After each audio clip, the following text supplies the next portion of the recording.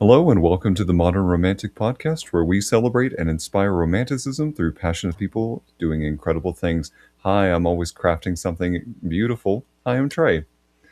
And always capturing the beauty of the world is my co host, Emily. Hi, Emily. That was so nice. Did you see I was ready to shake my head? Yeah, I know, because I make terrible puns every episode. You do. And I was like ready to be like, oh, and roll my eyes. And then it didn't happen. I don't know. I said something delightful. It was still pun filled, but it was delightful. It was delightful. I thank you for keeping me on my toes. You're welcome? Question mark. Uh, Question mark. how's your week been?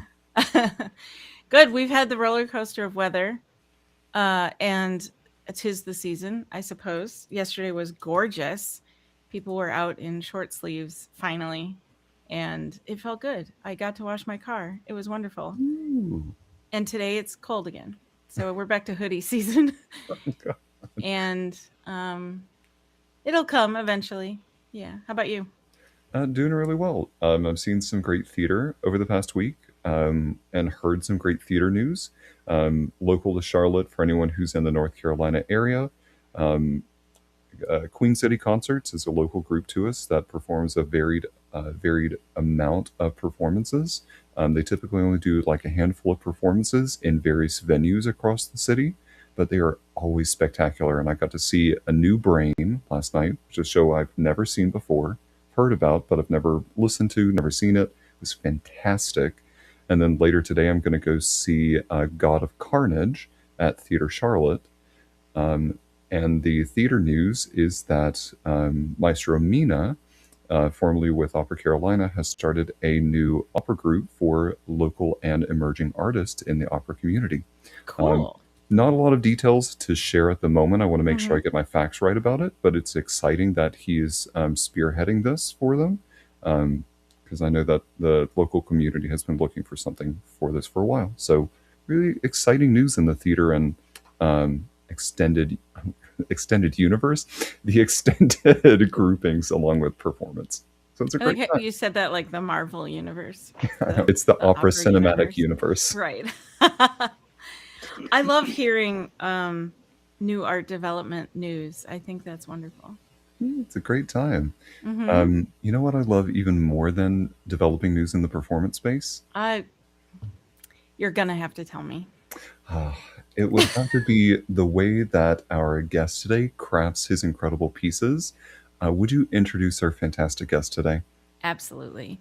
We have with us Ole Sand, who is from Oslo, Norway, and joining us live here today. Thank you for coming to the show. Thank you so much for having me. This is It's very very exciting. exciting. Yeah, it Yes, it is. is. You're our I first official Norwegian that we have interviewed that I know of. oh, well, that's cool. I know Norwegians have a bit of a standing, where you are. So Oh, we, that's yes, mm very I and tall this is people, very tall people around here. So sorry, go ahead.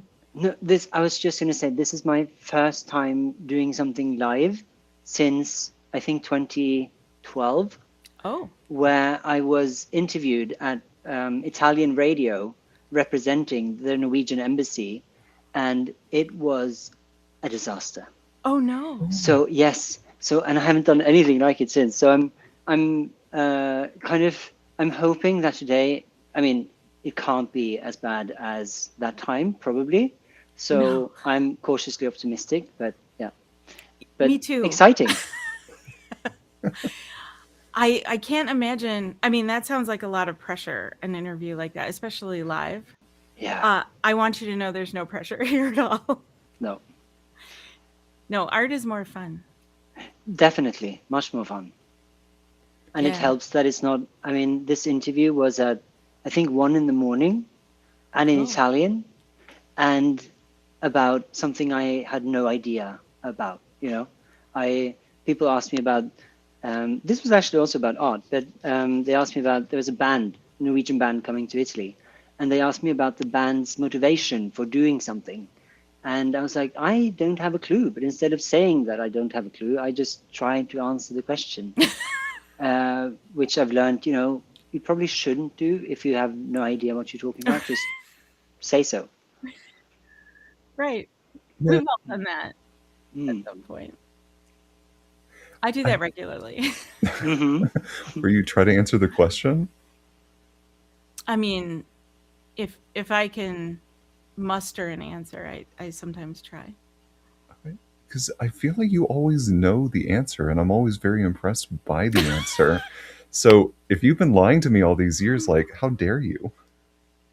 I mean, in my free time, I am constantly educating myself, so maybe that just comes across. But no, I don't know all the answers. I take educated guesses. Maybe it comes across. I don't mean to come across like a know-it-all.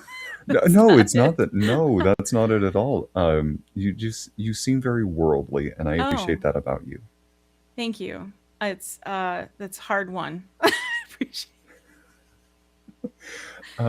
Well, I really want to know because looking at your pieces that you've crafted through your Instagram and from the interviews that I've been able to find, I am so incredibly impressed. I Mm-hmm. really do have to know, how did you get into creating jewelry and crafting these incredible pieces? Ooh, that is actually quite a fun story. Or, well, it's not funny, but it's quite cool, I think. Because this started as a hobby. I had always been interested in jewelry, but never really thought that it was something that I could do for a living, as most people tend to think about creative things. We're being taught these really bad, these biases Mm-hmm. against working with something creative. But I've always had a fascination for jewelry, and it actually started because I saw at my local library there was a workshop in which you could learn how to solder things, Oh yeah. and this was the kind of soldering. I mean, we soldered like a microchip of some kind, Oh. or like a chip, like a computer thing. I don't care about this at all. But in the introduction to um, this workshop, it said that you could solder jewelry, and I was like, "Ooh, that sounds fun!" Like fun. And I went there, and then there was something about, and that's probably a bad sign because there's something about the smell of melting metal that I really liked. Um, and then Hmm. I basically just started. I ordered a bit of equipment afterwards because I felt really inspired, and I ordered some equipment, watched some videos online on YouTube while I was waiting for the equipment to come, and then there's basically just trial and error for a long time, um, with less and less error. So, and it was born out of basically, I mean, it started as a hobby, and I knew very, very quickly that it was like the biggest passion I'd ever had for anything. And so, and then this was in January 2020. So, lo and behold, COVID comes in and changes the world, Yes. completely. Mm-hmm. And I suddenly find myself having the time to dedicate myself to this hobby. And then my dad was the one who, at some point, told me, "Why don't you try to make this your job?" Because I was unemployed at the time, because I only Oh had shit. temporary positions. And then, with COVID, that became obviously very tricky. Um, so yeah, it started out basically just as a hobby, and a great passion, and lots of trial and error. And I'm really proud of how organically it evolved, because it wasn't. Um, I didn't go into this with a business mindset of wanting to create, a business and make a logo, make you know, um, a statement about, these are my values or whatever. People. I think it's very easy to see when people follow this recipe for how you are supposed to make a business, and then they do that, but they don't really have um, much else often. And I did it exactly the opposite way. I had the passion, and I had what I made, and that was it. And you mentioned the word organic, and that's kind of how I would describe your style as well. Yeah, yeah. Yes, I mean, I think perfection is really uninteresting. I think the fact that people can create something perfect is good, you know, and it's, I mean, craftsmanship is obviously extremely important. Mm-hmm. Um, but I don't find a perfect piece of jewelry fascinating. I need it to be a bit rougher, a Mm-hmm. bit different. I like, for example, I mean, um, I like to call my style a rough elegance because there is elegance, but there's something different to it. And that something different needs to be there, I think, for it to be interesting. So, for example, I make a lot of wedding rings, and Mm-hmm. people, I hear a lot that people can tell when they see someone on the street or in a party or something wearing a wedding ring that I made. Because from a distance, you see that it's a wedding ring, but then you see there's something a bit different about it. So it draws you in and you want to experience it. And you get to see that there's something more than just a wedding ring. And that I think is really, really nice. Yes, and it's very unique. I haven't Hmm. seen your work is something like I've never seen before, and Hmm. that's part of what drew me to reach out to you to have you on the show. I thought that was really um, I thought it was I said unique so many times now, Hmm. but that I really did think it was unique, and you can tell that it's also handcrafted, which makes it that much more interesting and that much more maybe precious would be maybe Yeah. the word I'm thinking of. It's special Yeah. because it must be difficult to make. Or do you make any two pieces that are alike? Um, yes and no. So far, I haven't really done that, but I'm actually launching um, this new kind of line Okay. in a few weeks at this Norwegian design store Oh, nice. called Norway Designs, yeah, in Oslo. And that's the first time I've ever sold something in a shop. Um, and so those pieces will be, they're obviously handmade, Hmm. but there's, you know, you reproduce the same model multiple times. Okay. So um, I don't know if that answered the question. Yeah, I think Yeah. so. Mm. So I want to go back to something you said because it stuck with me that you find perfection to be boring and you Mm. like when something is, I'm going to use the word imperfect, but I'm not sure if that's exactly what I'm going for. Mm. It makes me think about times on our show when we've talked to other artists and they want to make it right and they want to make it perfect for them. So Mm. when do you know that something that is imperfect is perfectly done? Mm, Ooh, that's a good question. that is difficult, and I think it's something you see. I mean, you just you know when it's right. I think for me, it's often when I, for example, this ring. Um, I don't know if you can see it properly. Yeah. Anyway, so it's an oval stone, and it's kind of offset, so it's not centered, Mm-hmm. and you have this texture that is, you know, very alive, like a Yes. molten kind of texture, which I love. I mean, when when I made this, I was actually this model I made for a diamond, which is obviously, I mean, by Norwegian standard, 1.5 carats is huge. Not many Okay. people have diamonds this size, I think. Obviously, in the US, it's quite different. You have a very different um, culture around engagement rings, which we can come back to because it's quite interesting, I think. Yes, I would like But to. so I made this ring for this diamond and spent quite a lot of time, which I don't usually do. Usually, I just make something and it's done. Okay. But here I made a few different versions to pinpoint exactly what I wanted, right? So I explored some different options also with side stones. Um, and there was something about the simplicity of this, but also the simplicity in combination with, I mean, the texture, the offset or off-scented stone, that just like, I just saw it, that this is what I wanted. So I think it's easy. For example, in paintings, I think people talk about how you can overdo it, or in sculpture. But I think particularly in painting, you have this, or at least I've heard a few times people say that you've overworked a painting. I've heard that too. Yeah. And I think for jewelry, it's more about, I mean, of course, you have to know when to stop. But for me, that's quite easy because I want every piece to have traces of the process.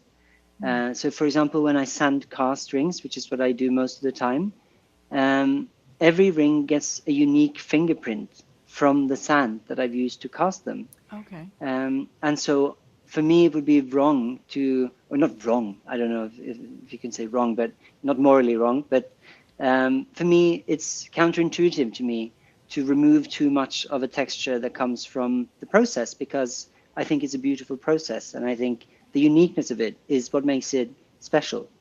Um, so, so I'm always, I try to keep as much of that texture and of that story as possible, really. And I feel like that because when I look at the bands in particular, a lot of them that I've seen feel like they're mini tree trunks or mini Mm-hmm. like almost a wood going around it. So you get this very natural feeling to them. Yeah. And that's kind of what drew me to some of the pictures. That was the started with the band actually, then going to the way that the stone was set. Mm. Mm-hmm. I would agree. That happened for me too. Some of it's very branch like and organic, like I said. Mm. Um, and do you ever intentionally try to make something look like uh, the texture of something else, like a tree or? Yes, I have some. I've made some rings that I have made as like actually trying to communicate a sense of it being a branch, right? Mm-hmm. But what I find quite interesting is that in most of my work, I don't do this. It's just, Okay. but people read into it, you know. Mm-hmm. So, for example, I have a ring that I call the Ridge. That's I'm not good at naming my stuff. I don't do that. I think it's tacky. For I find so many people just like do this and try and they just add a name to something that doesn't make any sense at all. So I don't really do that. But this one ring has a name because it Okay. reminds me of a mountain ridge. Okay. Um, but the interesting thing is that when I've shown that to many people, some people don't see a mountain ridge or Oh. range at all. They see bark, so Okay. tree bark. So I find it's interesting how people read different things into something that is so. I mean, it's unintentional because I've just made a shape and I made a texture, but I haven't actually tried to make something look like a mountain ridge. But to me, it looks like a mountain ridge. But then other people see tree bark, which I think is quite nice. Yeah, you don't know how someone else is going to interpret it Mm, always. And that no. must be interesting to hear that feedback when it Mm, happens. yeah. When you're crafting, I'm sure that you probably get some level of commission for Hmm. some pieces. Do you ever find that you're spending more time creating specific pieces for other people, or do you create them yourself and then they find their person later on? Mm, mm. I definitely, I mean, I spend most of my time on commissions. Okay. In the beginning, when I was just, exploring, I did that very freely, which is what probably, came to define my style, right?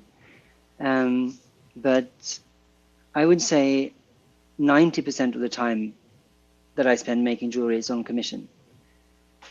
So that probably is because as I said, I haven't had my jewelry in any stores. I don't have a web page, so where would people find my jewelry? Where would they buy already made pieces. Very limited availability for that, you know. Sure. So that's probably a part of the reason why. But also just, you know, as an independent creative, like I need to need to make a certain amount of money every month to, Mm-hmm. you know, pay my mortgage and to live from, right? Yes. So I work, you know, very much on commission, and as long as I can do that, and as long as I have clients waiting for their rings, that's always my first priority. And then my own just sitting down at the bench creating freely becomes less and less of a, you know, much more rarely do I take the time to sit down and just create something, which is sad. And I have tried to, um, I've had an ambition to take one day a week in which I just create, but that's impossible. That's yeah. Yeah. It's So but it's an ambition that I, you know, it's at the back of my mind. I do want to make sure that I have time, that I set aside time to just create things, because that's obviously where the passion comes from. And it's, you know, when you have an engagement ring, for example, that I'm making, or it's actually a wedding ring, but it's kind of a mix between an engagement ring and a wedding ring. Um, it's going to be very organic, very asymmetrical, with a really nice marquee cut diamond as the center stone. But when you say for something to be organic and asymmetrical, that is a very broad term. And mm-hmm. what I imagine in my head when I say this, or we talk about it when we design something with my clients, that can be quite different from what my client imagines. So that's always a difficult, or not a difficult, but it's an important thing to be aware of, that the ideas that we have can be lost in translation. And for something to be organic and asymmetrical can mean one thing to me, and then my client might want to make a tiny adjustment because they've imagined the shape a bit more like this or a bit more like that. And then it's just like, and obviously jewelry is small, right? So a millimeter more or less makes a huge difference. So I think that's also it's a really fun challenge most of the time. But it's also something that limits you as a creative compared to just sitting there and making something for the joy of making it. Mm-hmm.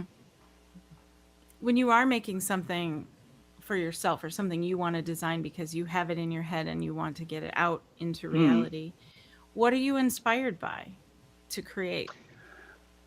Um, I I get this question quite a lot, and I Mm-hmm. usually say that I am not inspired by something. I am inspired. Okay. Yeah, and I just because that's how it feels. I just feel like I have a need to create, and it happens.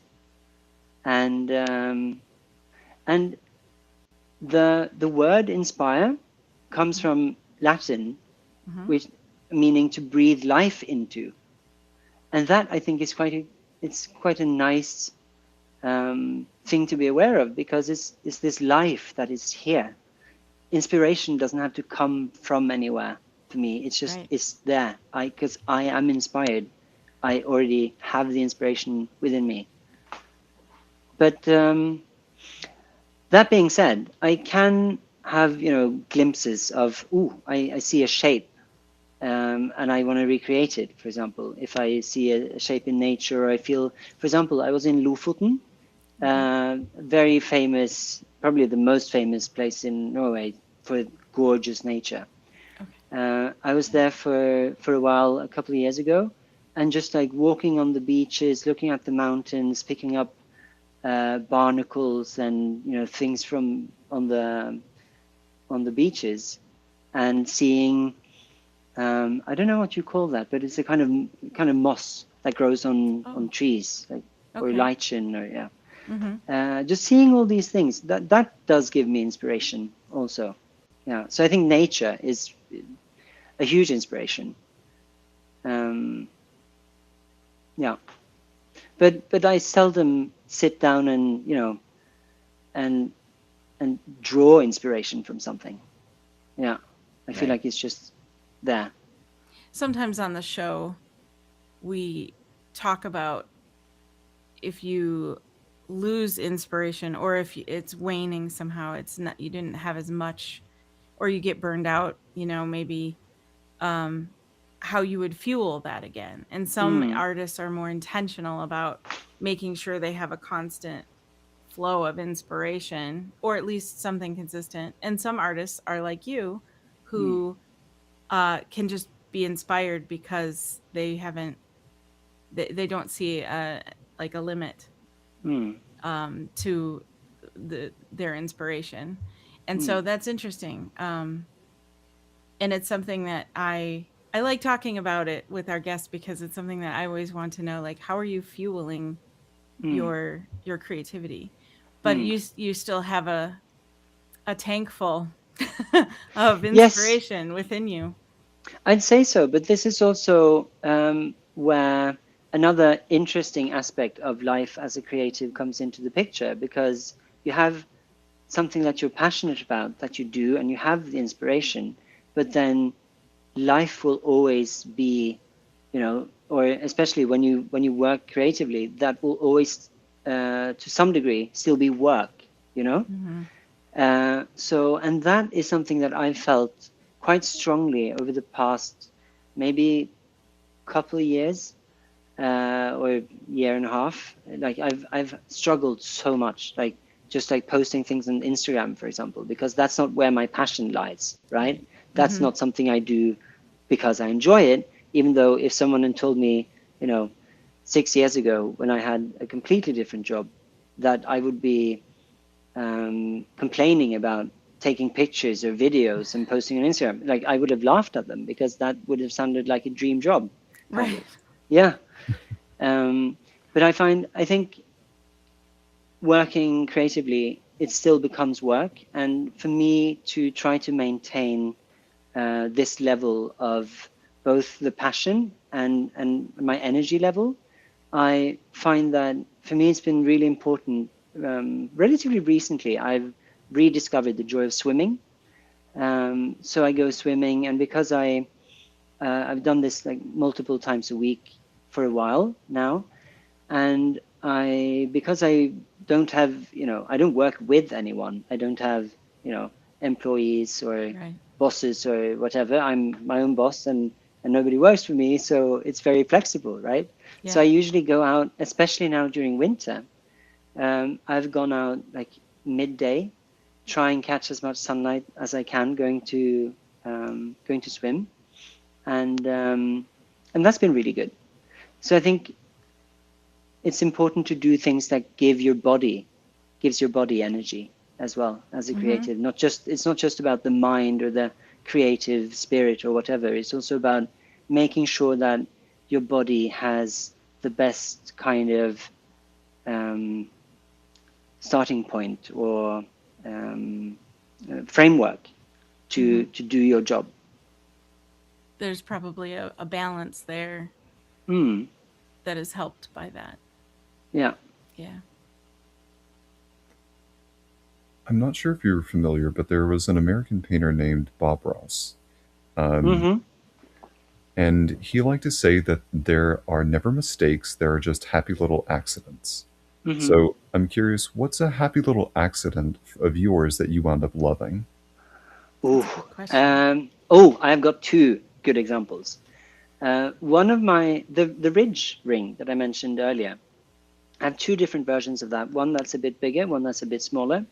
The bigger one is it's also this like organic asymmetrical shape. But that actually, when I made that model, started out as the idea was to make a very symmetrical um, signet ring. And because I'm a very impatient creator, I will sit there and I will be, working away on this wax model. And then suddenly, because I'm too impatient, I can see that I'm not going to manage to make the shape that I wanted. but then I kind of discovered a different shape, and where I saw the potential for a different shape. And then I abandoned my original plan and just went with the shape that was kind of emerging from the wax based on that accident. And that became one of, I would say the ridge is probably one of my, it's kind of a defining ring. You can look at it and see, yes, that's what I do. So that was nice. And also this ring, which I Oh, really yes. love.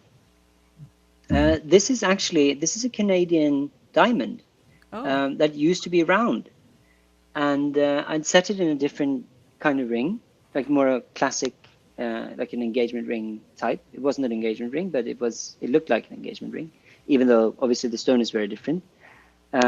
But I dropped that on my bathroom floor Oh. one day, and it broke. Mm. And people are shocked when I say this because they don't believe that diamonds can break. Um, because you hear that diamonds are the strongest material Mm-hmm. or the hardest, right? But that just means that nothing else can scratch a diamond but a diamond.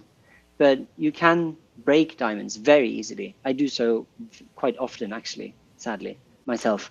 When I try to set these small diamonds, because I'm not a gem setter, I'm not been educated as a gem setter. So especially earlier on my jewelry journey, I was very um, unafraid, and I did things that I would never do now, trying to set stones, breaking a lot of them, which was part of the learning experience. But yeah, diamonds can actually break quite easily.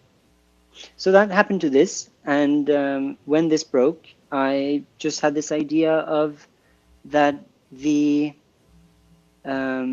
original round shape of the diamond obviously wasn't there anymore. So what could I do to give it a new life and to give it a new expression? And that's it. And Very this ring creative. also, yeah, and this ring also, like people give me a lot of people like this ring a lot. Mm-hmm. Mm. Yes, I do too. Thank And it you. has a story behind it now too. Yes, actually, it has lots of stories behind it. Yeah, and that is so. The breaking of the diamond. That's obviously a big part of the story, but it's also the gold itself has so much history, and that is something that I really appreciate about jewelry is that the way that they can carry um, histories. Mm-hmm. So from family histories, personal experiences, there's so much meaning that can go into a ring, and that, of course, if you see a ring not knowing the history, then you just see a pretty ring. Right. But if you know the story, jewelry can also be extremely, or they're probably one of the biggest, I think, bearers of meaning across generations. If you think about it, that jewelry, because it's precious, it's always you take care of it, you pass it on to the next generation, Mm-hmm. and usually people don't really know much about their family history more than, or if at all, but we don't know the people more than maybe 2 or 3 generations Mm-hmm. across. But a piece of jewelry can travel across, you know, endless generations Mm-hmm. in theory. And that I think is a really, really beautiful thing. That and you can I mean, I've heard people doing this, but I don't know any specific stories, but you could take jewelry and melt it down and make something new from it. Yes, So it can have new life somehow and yes, still hold stories from the past. exactly. And that's what I do almost all the time, Oh, okay. because most of my clients are very, um, you know, completely normal people. They're people that they come to me specifically. I mean, most of them come to me for engagement rings and wedding rings, or like big occasions, but those are the two biggest occasions. And that's when so people, I don't have many clients that just spend, you know, $2 or $3 or $4,000 on a ring just for fun. I have people that, save up for a long time. Hmm. They gather gold from their families. For example, for wedding Okay. rings, people will ask, "Oh yeah, so we're getting married. We're going to this guy who can remelt your own gold. Um, do you have anything you want to contribute to our wedding rings?" And Oh, so grandparents, parents, typically, if you have like a lost earring and you only have one left, then you can remelt that. Or your grandparents or great grandparents' wedding rings are very often used when I make wedding rings for people, I um, love that. right? I love Because that then so you much then more. you have in this ring you already have, um, at least if you're mindful about it, you have the potential of telling a family history that goes way beyond those three generations that we know. And it can be so, and this can be gold can be remelted endlessly. So that I think is a really beautiful thing that you can really have, as long as you tell the story, it can go on forever in a ring. There's a question brewing about storytelling that I can't quite like pull out of the air right now, so I'm going to hold on to that. We'll come back Mm-hmm. to it later in the episode if I can make it fully tangible. So instead, I'm going to redirect and say, you've mentioned rings a couple of times, but Mm-hmm. I have seen from your Instagram that you have also made other things. What's a piece that you are the most proud of that you have made in your career so far? Mm-hmm. Mm, I will probably have to say there's a ring that I made quite early on, which is a very big gold ring, and I made that from all the, when you work with gold or silver, when you cut it, you always have a tiny bit that falls down that you collect, Hmm. right? So basically, leftover gold from production, from cutting and filing and all this stuff. And so when I bought this stone that was really, really beautiful, an inexpensive stone, a topaz, but quite big and a gorgeous color. And I bought that relatively early on, and I wanted to make something that I felt matched how pretty the stone was. And I wanted to set it in gold because it's quite a deep blue. So I felt like it would match gold better than silver, which obviously most of the time I would make silver rings because you don't have lots of gold lying around if you're unless you have lots of money before you start making jewelry, which is probably smart if anyone's considering. Um, but so I made this ring that also kind of became a happy accident, because in order to make the ring, I I mean I'm really proud of it because if you look at this ring and you say that it's sand cast, you wouldn't really believe it because it's not possible to sand cast a ring that looks like that Oh. as is. So what I did, speaking of creativity, I talked to a really intelligent man a few years ago who said that creativity, what is creativity? And he said creativity isn't creation, it's problem solving. And I thought that was quite interesting. And this is a good example of how creativity is problem solving because I had this vision of what I wanted to make, knew it wasn't possible, had to divide the ring into several pieces, sandcast them individually, and then file them and put them all back together, and solder them together. After I did that, I also realized that I had completely underestimated how heavy gold is compared to wax because I hadn't really worked with gold much before, right? So this ring became really heavy, and also I couldn't afford to make a ring just for myself for the fun of it, and have all that gold just lying around. So what I did was I made lots of small holes in the ring, and I started kind of excavating this Okay. pattern in the ring, and that also became very organic. Um, and asymmetrical and gorgeous. And it actually reminds me of a fountain in a big park in Norway, which is Vigelandsparken. There's a big, yeah, huge sculpture park, which is fantastic in Oslo. And it reminds me of one of those fountains for some strange reason, because the fountain is, ooh, Emily disappeared. Uh, she should be back in just a moment. Sometimes we have an issue, but she'll be right back.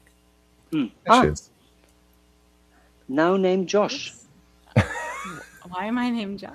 Oh, I will fix that. Mm. So yeah, this fountain doesn't look like this ring at all, really, but somehow it reminds me of it.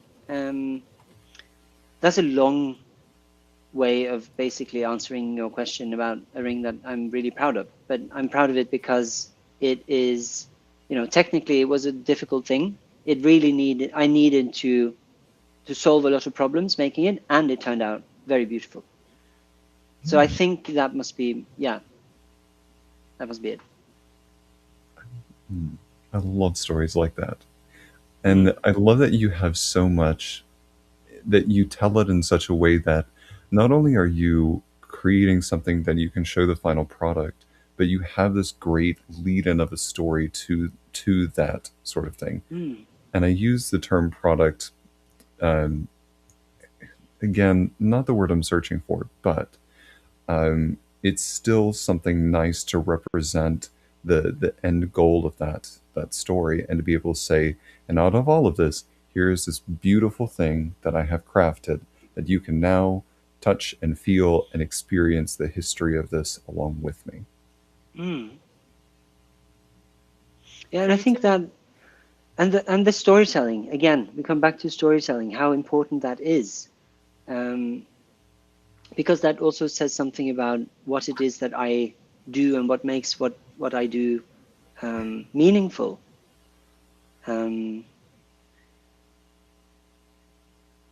Yeah, I don't know where I was going with that line of thought. Well, it's part of your story too, and part Mm. of your creativity. Yeah, that's true. Mm-hmm. How fascinating. Mm. So you have had some interesting um, places your jewelry has been seen and shown. One Hmm. of them was on The Voice Norway, correct? Yes. Yeah. How was that experience? Oh, that was fantastic. So that was also a really happy coincidence. I hadn't watched the show myself, Mm. but my brother-in-law sent me a message one day saying, "Ole, you really have to check out Lavrans. This guy he did so well, and he just has the most incredible talent or gift that is just really, really inspiring."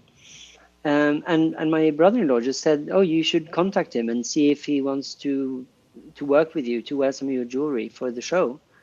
Um, and I sent him a message, and we just bonded immediately, and had a really, really very um, close and rewarding working relationship that was really fun. And also, so this was really fun because Lavrans obviously is an incredible talent, Mm-hmm. but it's also because it was unexpected and it was something new. Mm-hmm. In this, coming back to this idea of work or a passion, working with a passion, also becoming work. This was a breath of fresh air that was great for me. Yeah, And I feel like his style and your style are kind of in a similar vein. yeah, yeah. They go very well together. There's I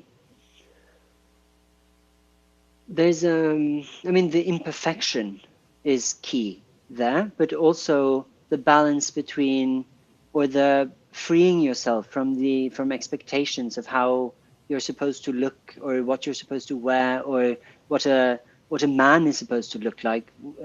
For example, like what is feminine. Like people ask me sometimes, "Do you make jewelry for men?" And I'm like, "Oh, yes. I mean, I make jewelry, and people wear it if they like it, and that's the beauty of it." Mm-hmm. And Lavlan's obviously is a very both aesthetically. I mean, his appearance. Uh, he's a very beautiful person, but Mm-hmm. also, and also a very kind of enthralling mix of masculine and feminine. Mm-hmm. And there, of course, my jewelry also is just that because um, both because of how I use it, because you can wear like a ring. I should have cleaned this, but I didn't. Oh, I Uh, love that. yeah, so this is a quite, quite a feminine ring. If you think, oh, would a man wear that? Probably not, most men, but it's nice to be able to just appreciate beautiful things and to be able Mm-hmm. to wear them. And I think you're right in that we definitely were a great match aesthetically as well. The ring you held up is two Mm. different shapes of stones and two different Yes, colors yes, together. yes. And this is also, um, interestingly, this is so the two stones together is a actually quite old engagement ring design Oh, called Toi et Moi, so you and me. oh, And it was very common long before diamonds were like the thing for engagement rings, and long before the solitaire, like mm, the one big, especially in the US again, yeah. the one big diamond, and then that's an engagement ring. But this idea of setting two stones next to each other as representing the two people in a union, um, that's much older. And I made this actually. So this is a yellow diamond and salt and pepper diamond, but it's also got a tiny bit of blue in it, which makes it very, very special. Um, and this is actually a ring that. So this is the first diamond that I bought from my diamond dealer that I was lucky enough to meet quite early on in my career. Always quite a flex saying my diamond dealer. It just sounds, It you know, does. deliciously extravagant. Hmm. But so this was the first diamond that I bought from her for myself, and then the yellow diamond I bought actually after a breakup or a divorce, actually, very significant breakup. And I saw this stone, and I was just like, you know what? My ex never got me any jewelry, never got me a diamond, and I was like, I'm gonna treat myself. I'm gonna buy a really pretty diamond. I'm gonna make a really pretty ring just for me. Good I'm for glad you you. did. Yeah. I'm also very glad. And this design also is one of the ones that people very often come back to, that people love this design. And actually, speaking of my work being quite unique, this was not really a thing when I made this ring. The Trois Mois, which has had a great renaissance in maybe the last three 3 years, I'd Oh, say. Yeah, this it's become much more popular in very recent years. Um, so I was kind of at least a bit ahead of my time with this. I have noticed since the pandemic kind of a renaissance of more romantic styles. And Mm, I love that notion about that style, that that's something that it's, and people tend to maybe gravitate towards something that's maybe a little more different and unique. I'm one of those mm, people. mm, So I wouldn't want the typical super clear diamond solitaire mm. stuff. In fact, it thrills me that a salt and pepper diamond would, at least in the US, a salt and pepper diamond used to just be like a dirty diamond that no one would Yes, buy. no, they had no value for a Yeah. very long time. And then now I think particularly with mass production, and the huge like this drive, the very capitalistic drive to just consume goods, Mm. and you buy new things all the time, or you don't repair things or whatever.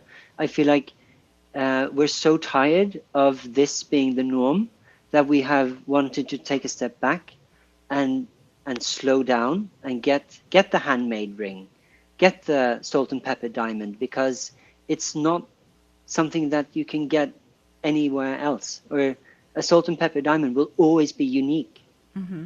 And I think there's a comforting um, thought in that as well, because just as a salt and pepper diamond comes from imperfections, but that's what makes that diamond special. I think that also reflects a bit on us.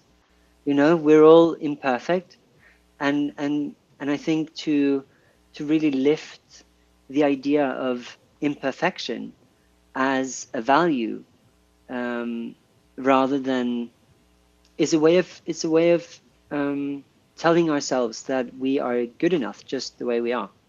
I think. Mm-hmm. Speaking on like alternatives to that, I've always wanted a ring, and I would hope that my whoever to be partner, should they propose, I don't want a diamond. I Mm, I do not want a diamond.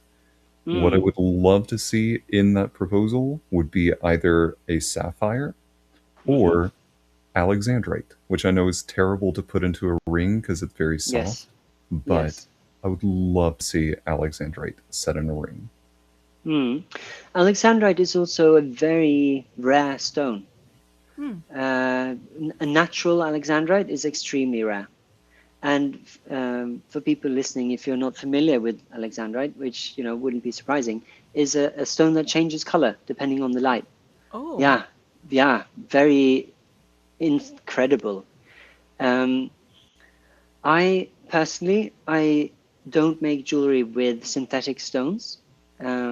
So because, and I mean, that's a long, you can discuss lab grown diamonds versus natural diamonds for a long time. Mm-hmm. But for me, I mean, I can't escape the one thing, people, when they sell lab grown diamonds, they always talk about how sustainable it is, which is bullshit. And it's also, it's so simplified, but it's so easy to attach a label of uh, that label to something without actually it being true.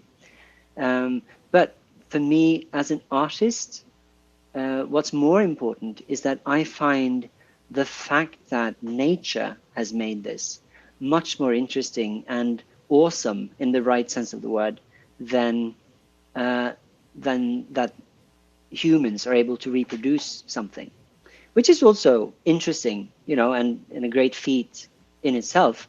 But I find a diamond being created, um, 2 or 3 billion years ago, way down in the Earth's crust, you know, tons of pressure and heat, and then turning out to be this beautiful, shiny, sparkly thing. I think that's really fascinating. So I think the natural aspect of it also is just, um, yeah, it brings me joy in a way that something human made can't. And that's kind of part of that story as well. Of the diamond, Mm-hmm. yeah, yeah, and also that you can read into, if you want, for example, it's a bit of a cliche, but diamonds form under pressure, Mm-hmm. uh, is uh, is hopeful in a way, right? Because we all go through life facing difficulties, to lesser or larger extents, and to look at something and think, well, this was made in a really under lots of pressure and in darkness, or in but it turned out really beautiful. I think that's can be quite a comforting thought also. Mm-hmm. I would agree. Just like the happy accidents. Yeah, they're Mm-hmm. important. They're part of what makes life interesting, I think. I totally agree. I Hmm. wish more people saw that. Mm-hmm. Hmm. I mean, So. that's what romanticism is about, right? Isn't it? A Mm-hmm. bit like, just like how awesome the world is, and taking the time to sit down and appreciate it, or to walk around and appreciate it, or whatever. But Yeah. um, I think that is something that just talking about it now makes me, I feel happier just thinking about it, because I am so appreciative of nature and this kind of awesome thing that we're in, which is, life is really hard sometimes, but it's also really beautiful and really fun and full of potential, um, for joy. And full of salt and pepper diamonds Yeah. that are people and stones. Yes. So you must get some questions from people like, how do I do what you do? Or how do I Yes. get started? What is a piece of advice that you give? Mm, I am usually a bit blunt. I'm quite, and I tell people that it's okay to have dreams and ambitions, and to want to make something like this and to work creatively, but you have to be aware of that it's going to challenge you so much, and it's going to take so much hard work. Like, I've never worked as hard with anything in my entire life as I have with uh, making it with making jewelry. Um, and hard work is one thing, but also you have to have the talent, and that's a very in Norwegian we it's a very un-Norwegian thing to be saying something like that, because that indirectly means that I'm saying that I have talent, which you should not say in Norway. You shouldn't be, um, It's you arrogant. shouldn't be. Yes, very. Yeah. And so you're not supposed to do that. But I'm like, you know what? I've made this. I've worked really hard, and I know I have talent, so I'm not afraid to say it. And so I think hard work, but you also really need the talent. If you don't have the talent, you're never going to survive making jewelry. Of course, you can then also, if you want to make a living of it, you need the talent and you need a huge amount of work put into it. But also, I really like to remind people that you're, say you have a day job that isn't that fulfilling. It's not why you get up in the morning, but you go there and you do your 9 to 5, and you come home and you can leave work behind, and there's a huge freedom in that, of not, if you can do that, um, but also to think of your day job or the 9 to 5 job as that's something you do to make the money that you need in order to live the relatively comfortable life that you're living. And then you have all this, or hopefully, I know in the US you work a bit more than us Norwegians, but hopefully you have some spare time in which you can dedicate yourself to to your passions and to doing something creative and to learning new skills, without the pressure of having to make money of it, because that's a pressure that you really should not underestimate. I would agree. Mm, Yes. When I haven't had that pressure, I feel like I'm much more creative. yeah. And like you said, free. Free is Mm, probably the key word there, mm, because it does free up a lot of things.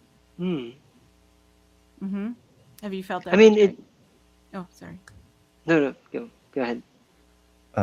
Yes, because there was a day where I had gotten off of work, and I believe it was right before our podcast.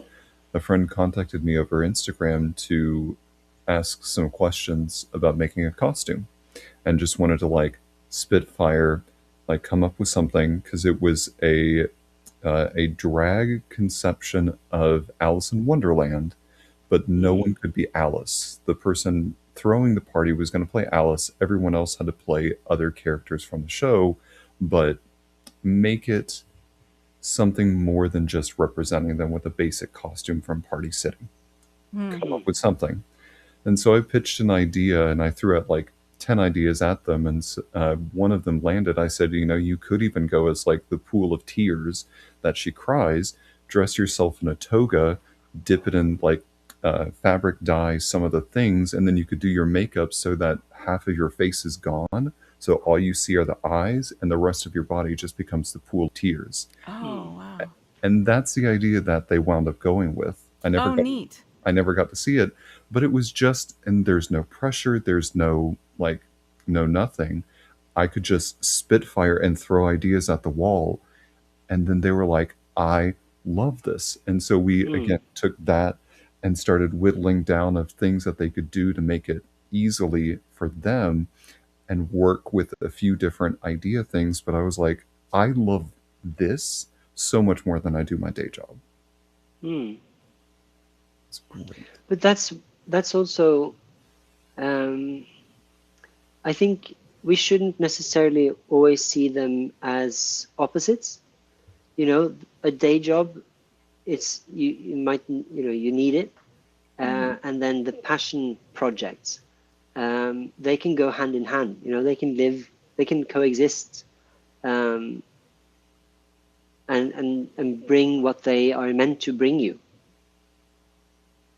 Well, and especially, I think maybe Trey, for your job, some of your um, abilities with stage performance may have come in handy in your job as well, where because you've built yourself and your um, acting and singing and things like that.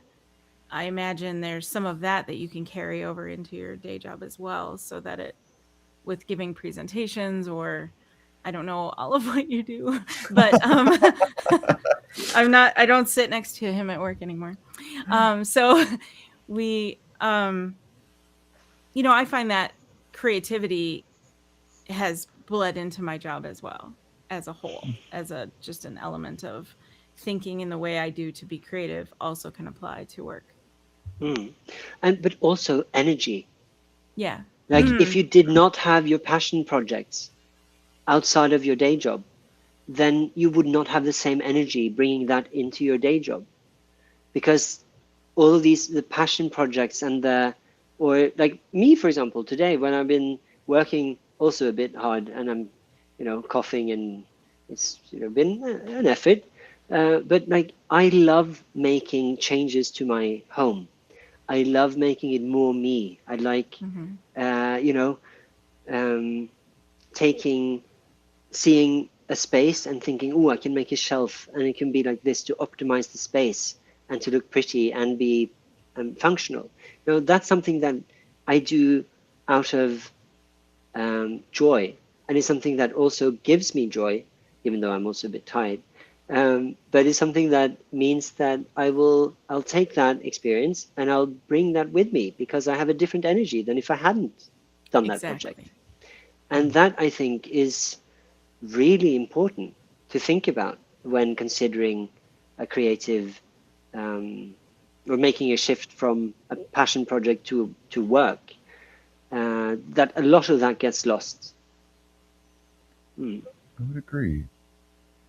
Well, I have to say, this last hour with you has been illuminating because it's not often I think that we talk to artists that are so, I think, fueled innately by themselves. They look Mm. for inspiration, and hearing the way that you talk about your art, and then also to get to see the fruits of your labor for that is so inspiring. I don't consider you, after hearing you speak about it, as just a jewelry maker. I think of you as a storyteller. I think of you as such a romantic. I think of you as such a worldly individual in the way that you conceive of art and then are able to create it. So I thank you Mm. for sharing that with us today. Thank you so much. It's very kind.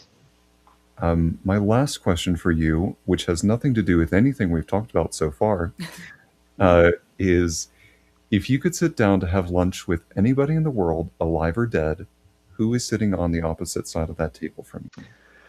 Oof, that is very difficult. I I don't have a straight answer to that.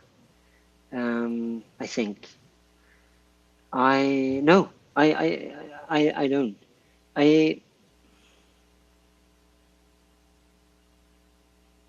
it would have to be. Hmm. No, I actually don't know. I'm trying to think. What kind of person would I want to meet? Um, and it could be an artist that that inspires me, or that I love their art. Or it could be a political figure, or someone who's been important in world history. Um, but I also, what would be the my goal? Um, and that's too complicated for a short answer, I think. Yeah, And that's a very I valid. will have to think. I'll have to think more about that. Yeah. Okay. No worries. Message us later. We'll put it on our Patreon. To see Mm-hmm. Ula's answer, we'll put it on our Patreon. To be determined. Mm-hmm. But as we close this episode out, again, Ula, I want to say thank you so much for being here. You can check out more of his work on his Instagram. It's at psjewelry2021, and you can also follow him on TikTok. Oh yeah, Oh, I forget yeah. that. I do have a TikTok. I keep forgetting. And it's jewelry written in the British way of spelling, not the American. Right. Two L's, Just for not the just record. one. Yeah. Yes. Mm. Thank you. But Oh, and that reminds me, I need to get back to TikTok. Yeah. Thank you for the reminder. you're welcome. And thank you so much. It's been really lovely chatting to you guys. A very new experience for me. And it felt really good. It's been a nice experience to talk to you about pretty and beautiful and nice things in the world that we live in today, which often feels like it's just too much of the other stuff. Yeah, That is why we exist. yeah, and I thank you for that. You're Well, welcome. thank you for Thank being on the you. show. We had such a delightful time chatting with you today, and we hope one day you could come back and join us for another episode. That would be That would be wonderful. lovely. I'd be very happy to. We'd love that. As we close this episode out, we want to thank everybody for tuning in, listening wherever you are listening to this episode. You can find other episodes from us on our website, themodrom.com, or wherever you obtain your episodes. We do have a Patreon. You can search for us on at themodrom, or follow us on social media. Thanks again for tuning in, everybody. Have a wonderful day. Bye.